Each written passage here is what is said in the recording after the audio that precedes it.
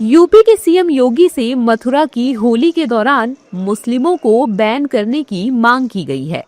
दरअसल ब्रज के विश्व प्रसिद्ध होली उत्सव को लेकर श्री कृष्ण जन्मभूमि मंदिर केस के मुख्य याचिकाकर्ता दिनेश फलाहारी महाराज ने यूपी के मुख्यमंत्री योगी आदित्यनाथ को चिट्ठी लिखकर मुस्लिमों को इस त्योहार से दूर रखने की मांग की है। अब इस मांग पर राजनीतिक प्रतिक्रियाएं भी आ रही हैं। बीजेपी इस पर क्या कुछ कह रही है, सुनिए। मुझे लगता है कि क्योंकि उन्होंने ये पत्र उत्तर प्रदेश के माननीय मुख्यमंत्री जी को लिखा है, तो मुख्यमंत्री जी इसका संज्ञान लेंगे। जो भी आवश्यक होगा विधान के अनुसार वो कार्रवाई अवश्य करेंगे। संतों का अपनी राय है, वो सरकार की राय नहीं कही जा सकती, उस पर काहे टिप्पणी ले रहे हो?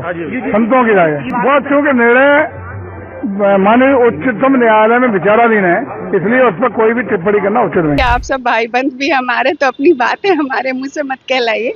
यकीनन समाज, फिलहाल मैंने ये बयान नहीं सुना है, इसलिए मैं कोई प्रतिक्रिया नहीं दूंगी। हाँ, इतना जरूर कहूंगी कि सामाजिक सौहार्द बना रहना चाहिए और वो जिम्मेदारी सभी की है।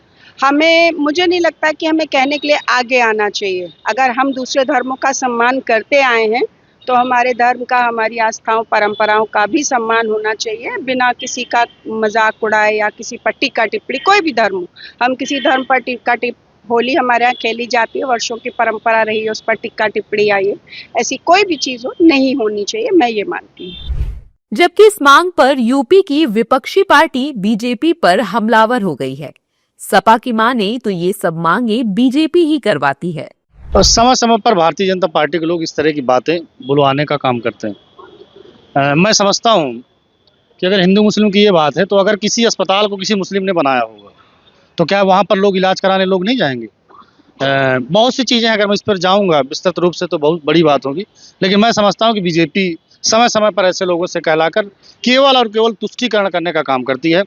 हिंदू मुस्लिम के अलावा भारतीय जनता पार्टी के पास और कोई भी उपाय नहीं है। मैं समझ सकता हूँ ये जो सामने विधानसभा की रोड जा रही है, अब इसमें कहते हैं कि किसी मुस्लिम ने काम किया होगा, मुस्लिम कोई ठेकेदार रहा होगा, तो उस पर आप नहीं जाएगा, तो ये मैं उचित नहीं समझता। लोकतंत्र की ये देश के लिए ठीक परंपरा नहीं है। और केवल एक, ये देश सबका देश है, चाहे हिंदू मुस्लिम सिख ईसाई सभी का देश है। हर वर्ग के, जात के, धर्म के लोगों ने देश की आज़ादी की लड़ाई को लड़ने का काम किया। वहीं इस मांग के सामने आने के बाद साधु संत फलाहारी महाराज का समर्थन कर रहे हैं और कह रहे हैं ये मांग उचित है।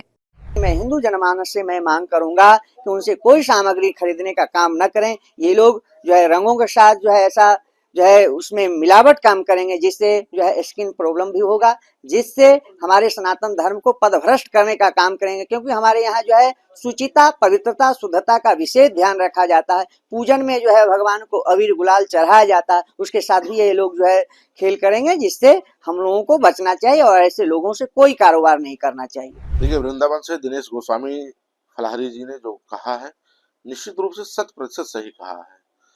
मुसलमान जब होली मनाते नहीं है, हिंदू कोई पर्व मनाते नहीं, तो उनको वहाँ उनके पर्व और तीर्थ स्थलों पर जाने का क्या अधिकार है?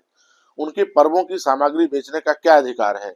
अधिकार यही है कि वहाँ जा करके भ्रष्टाचार फैलाते हैं, वहाँ जा करके वो बहन बेटियों के साथ छेड़छाड़ करने का कार्य करते हैं और उनकी सामग्रियों को अपवित्र करने का कार्य करते हैं। ऐसी स्थिति में भारत सरकार को तत्काल प्रभाव से इनके ऊपर रोक लगाना चाहिए कि हिंदू किसी भी पर्व में ना तो ये कोई सामग्री बेच सकते हैं और ना ही वहां जा सकते हैं। और हिंदू भाई बहनों को भी सोचने की आवश्यकता है कि जब भी आप खरीदने जाएं तो उनसे जरूर आप उनका आधार कार्ड देखें, उनसे उनका नाम पूछें और पूछ करके हिंदू हो तभी उनसे आप सामान लें। दरअसल फलाहारी महाराज ने तर्क दिया है कि मुस्लिमों को होली के रंग और हिंदुओं से नफरत है, इसीलिए वो इन रंगों में कांच को पीसकर मिला सकते हैं। ये हमारे पवित्र रंगों में थूक सकते हैं, इसलिए मुस्लिमों को हमारे पवित्र होली के त्योहार से दूर रखना चाहिए। इन्हें मंदिर के आसपास दुकान लगाने की अनुमति न दी जाए।